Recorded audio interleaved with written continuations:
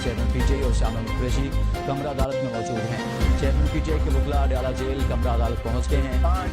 जो नुमाइश होने के बाद साइबर केस में आप जो अगला मुरल्ला ट्रायल का है वो गवाह के बयान हैं वो कलमबाज ने आज जो 5 सरकारी गवाह हैं जिनके मुख्तलिफ जो महकमे उनसे ताल्लुक है जो इसमें सरकारी गवाह बयान रिकॉर्ड किए जाएंगे साइबर केस में। आज साइबर केस की समाअत अडयाला जेल में ही हो रही है।